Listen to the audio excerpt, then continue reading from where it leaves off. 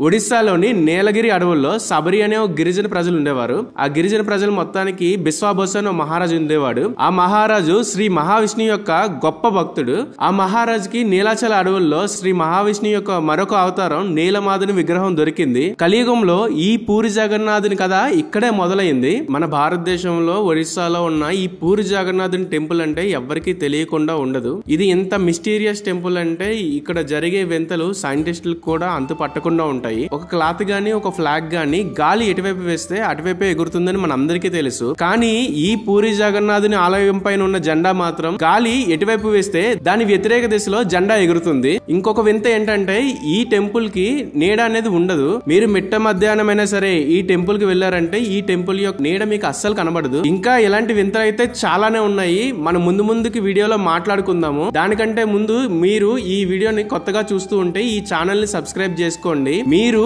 ఈ వీడియోని చూడడం ద్వారా వచ్చే డబ్బుల్ని వీకే హోప్స్ ద్వారా పూర్ పీపుల్ వెల్ఫేర్ కి ఉపయోగించడం జరుగుతుంది. So please support us. అయితే ఒడిశాలో నీలగిరి అడవుల్లో ఉన్న శబరి గిరిజన తెగ యొక్క మహారాజు బిశ్వాబసుకి ఈ నీలమాధుని విగ్రహం నీలగిరి అడవుల్లో దొరికిందని మనం అనుకున్నాం కదా. సో ఇతను శ్రీ మహావిష్ణు యొక్క గొప్ప భక్తుడు. ఇతను రోజు వెళ్లి ఆ నీలమాధుని విగ్రహానికి పూజలు చేస్తూ ఉండేవాడు. ఆ విగ్రహం ఎంత గొప్పగా ఉండేదంటే ఆ విగ్రహం నుండి వచ్చే తేజస్సుకి ఆ అడవంతా ఏ విపత్తులు లేకుండా చాలా కాలం సుభిక్షంగా ఉండేది. ఈ విషయాన్ని గమనించిన బిశ్వాబసు ఆ విగ్రహానికి తానే రోజు వెళ్లి పూజలు చేసేవాడు గాని ఆ విగ్రహాన్ని అక్కడి నుంచి తీసుకువెళ్ళిపోతారన్న భయంతో ఎవరికీ చెప్పలేదు. అయితే ఇలాగే కొన్ని సంవత్సరాలు గడిచిపోయాయి. మాల్వా దేశంలోని ఇంద్రద్యుమ్న అనే ఒక మహారాజు ఉండేవాడు. ఆయన కూడా శ్రీ మహావిష్ణు యొక్క గొప్ప భక్తుడు. అయితే అతనికి ఒక రోజు రాత్రి శ్రీ మహావిష్ణు కళ్ళలోకి వచ్చి నేను నీలగిరి అడవుల్లో నీలమాధవ్ విగ్రహ రూపంలో ఉన్నానని తనకు చెప్పాడు. ఈ విషయం ఎవరికీ తెలియదని ఇంద్రద్యుమ్న మహారాజుకి శ్రీ మహావిష్ణువు చెప్పాడు. అయితే మహారాజుకి వచ్చిన ఈ కళ గురించి ఆశ్చర్యపోయి విద్యాపాటి అనే ఒక పండితుడికి చెప్తాడు.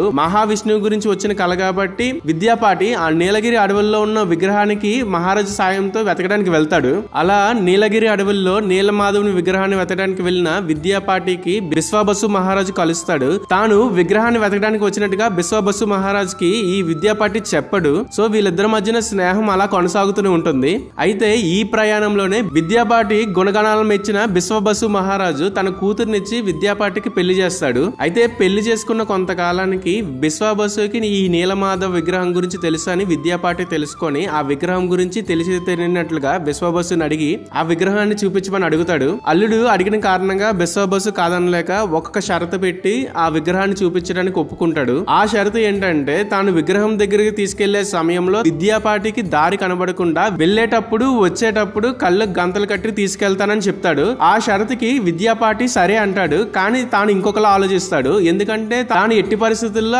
ఆ విగ్రహాన్ని ఇంద్రద్యుమ్న మహారాజుకి చూపించాలి కాబట్టి తాను ఒక ఉపాయం చేస్తాడు. తన కళ్ళకి గంతలు కట్టి ఉన్నా సరే ఒక విత్తనాల మూటని తన నడుము కట్టుకుని ఉంచుకుంటాడు. ఒక చిన్న కన్నం పెట్టి వెళ్తున్న దారిలో విత్తనాలని ఆ కన్నం ద్వారా పడేటట్టుగా తాను చూసుకుంటాడు. సో ఇలా బిశ్వాబసు విద్యాపాటి కలిపి విగ్రహాన్ని చూడడానికి బయలుదేరతారు. విగ్రహం దగ్గర తీసుకువెళ్లిన తర్వాత బిశ్వాబసు విద్యాపాటి యొక్క కళ్ళగంతులు తీసేస్తాడు. కళ్ళగంతులు తీసేసిన తర్వాత ఎదురుగా ఉన్న నీలమాధుని విగ్రహం చూసి విద్యాపాటి చాలా ఆశ్చర్యపోతాడు.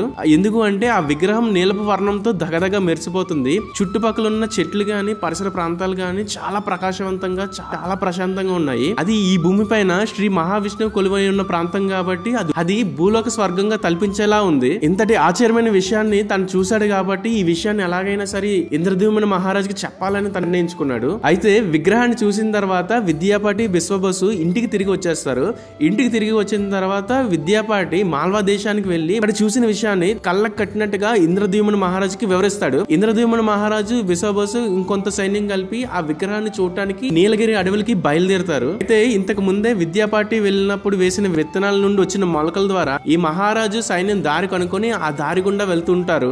చాలా కాలం చాలా దూరం ప్రయాణించిన తర్వాత చివరిగా ఆ విగ్రహం ఉన్న ప్రాంతానికి వెళ్తారు. ప్రాంతానికి వెళ్ళిన తర్వాత మొత్తం అందరూ ఆశ్చర్యపోతారు. ఎందుకు అంటే అంత కష్టపడి అంత దూరం ప్రయాణించిన తర్వాత చివరికి అక్కడికి వెళ్లి చూస్తే ఆ విగ్రహం ఉండదు, మాయమైపోతుంది. ఆ విషయాన్ని తెలుసుకున్న ఇంద్రద్యుమ్న మహారాజు చాలా బాధపడతాడు. ఇలా ఉంటుండగా వాళ్ళందరూ అక్కడ ఉన్నప్పుడే ఒక ఆకాశవాణి వినిపిస్తుంది. ఆ ఆకాశవాణి ఏమి చెప్తుందంటే ఈ అదృశ్యమైపోయిన నీలమాధవమూర్తియే దారుబ్రహ్మ చెక్క రూపంలో సముద్రంలో కొట్టుకు వస్తాడని, ఆ చెక్కయే శ్రీ మహావిష్ణు యొక్క కలియుగ పూరి జగన్నాథుని అవతారమని ఆ ఆకాశవాణి ఇంద్రద్యుమ్న మహారాజుకి చెప్తుంది. అప్పటి నుంచి ఇంద్రద్యుమ్న మహారాజు సముద్రంలో వచ్చే ఆ విష్ణుమూర్తి అవతారమైన పూరి జగన్నాథుని కోసం ఎదురు చూస్తూ ఉంటాడు. అయితే సముద్రం నుండి కొట్టుకు వచ్చిన ఈ దారు బ్రహ్మ చెక్కని శ్రీ పూరి జగన్నాథుని విగ్రహాన్ని చేయించడానికి వాడారు. కానీ అందులో ఉన్న బ్రహ్మ పదార్థమైన శ్రీకృష్ణుడి గుండె ఆ చెక్కలోనికి ఎలా వచ్చింది, భగవంతుడైన శ్రీకృష్ణుడు ఎలా చనిపోయారు, భగవంతుడైన శ్రీకృష్ణుడు చనిపోవడానికి పూరి జగన్నాథుని విగ్రహానికి ఉన్న సంబంధం ఏంటి, ప్రతి 12 సంవత్సరాలకి విగ్రహాలు మారుస్తున్నప్పుడు శ్రీకృష్ణుడి గుండె ఏదైతే ఉందో